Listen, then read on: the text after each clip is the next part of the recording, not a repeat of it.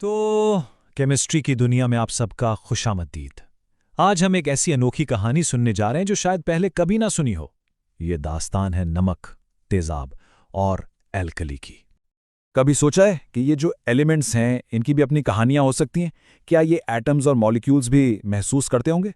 चलें, आज इन्हीं सवालों का जवाब ढूंढते हैं एक बहुत ही दिलचस्प दास्तान के जरिए। तो अपनी कहानी का आगाज करते हैं और सबसे पहले मिलते हैं कीमिया नगरी के किरदारों से। तसव्वुर कीजिए एक ऐसी जगह का, एक रंगीन दुनिया जिसका नाम था कीमिया नगरी। ये कोई आम जगह नहीं थी, बल्कि एक ऐसी जादुई सरजमीन थी जहां हर चीज, हर उन्सुर बोलता था, रिएक्ट करता था और पल पल अपने रंग बदलता था। इस नगरी में दो बहुत मशहूर किरदार रहते थे। पहले थे तेजाब खान, जैसा नाम वैसा काम। गरम मिजाज, गुस्से वाले और इतने तेज कि जहां जाते चीजों का नक्शा ही बदल देते। लोहा हो या पत्थर, कोई उनके आगे टिक नहीं पाता था। और दूसरी तरफ थी एल्कली बीबी, बिल्कुल उनके बरक्स। सफाई पसंद, नरम दिल, लेकिन हाँ, थोड़ी जिद्दी जरूर थी। उनका काम था साबुन बनाना और हर गर्दो गुबार को धो डालना। तेजाब खान अक्सर गुरूर से कहते, मैं सबसे ताकतवर हूं, कोई है जो मेरे सामने ठहर सके। उनकी आवाज में ऐसी गरज थी कि धातें तक पिघल जाती थीं। जबकि दूसरी तरफ एल्कली बीबी बड़े इत्मीनान से जवाब देती, भाई मेरे बगैर इस दुनिया में सफाई और तवाज़न का तो तसव्वुर भी नहीं किया जा सकता। वो समझती थीं कि असल ताकत चीज़ों को बैलेंस करने में है। तो इनकी ये जो नोक झोंक थी ना, ये जल्द ही एक बड़े मुकाबले की शक्ल इख्तियार करने वाली थी। और यहीं से हमारी कहानी का दूसरा हिस्सा शुरू होता है, ताकत का मुकाबला।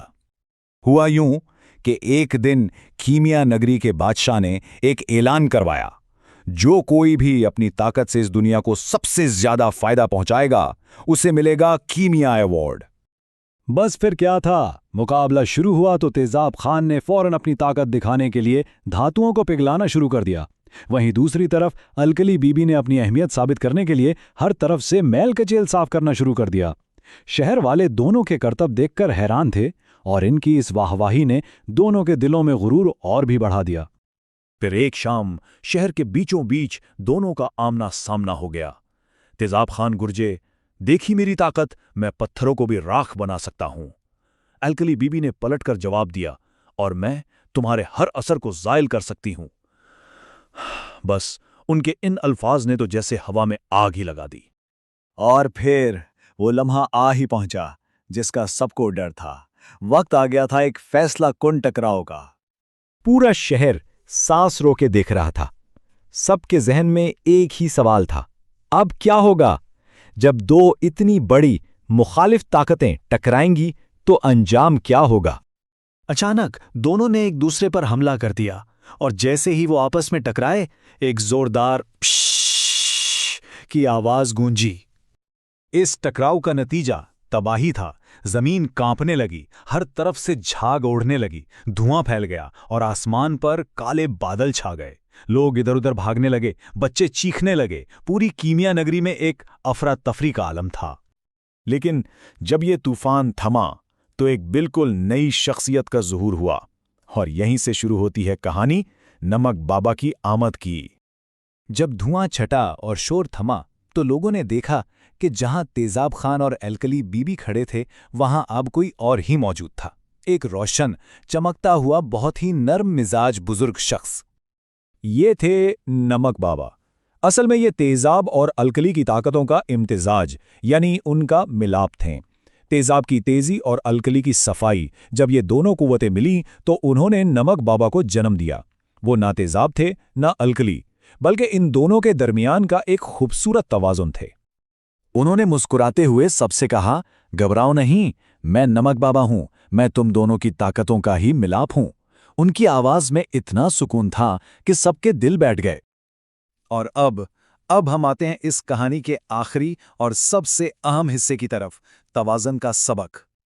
नमक बाबा ने सबको समझाया, देखो, जब दो मुखालिफ कुव्वतें आपस में लड़ती हैं तो नतीजा सिर्फ तबाही होता है, लेकिन जब वही कुव्वतें समझदारी से मिल जाती हैं तो एक नई और फायदेमंद चीज वजूद में आती है।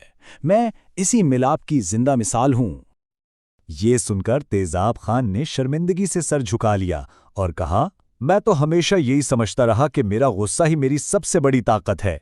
मगर आज समझ आया कि असल ताकत तो बर्दाश्त में है।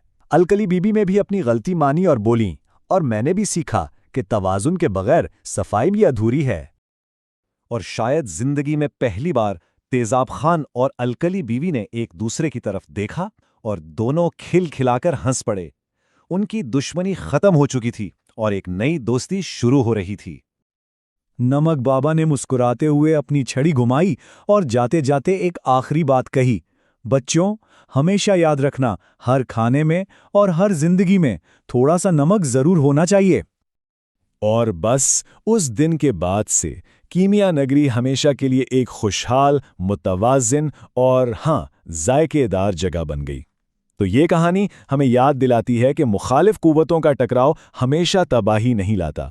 अगर उन्हें अक्लमंदी से मिला दिया जाए तो एक ऐसा खूबसूरत बैलेंस पैदा होता है जो इस दुनिया को बेहतर बना सकता है।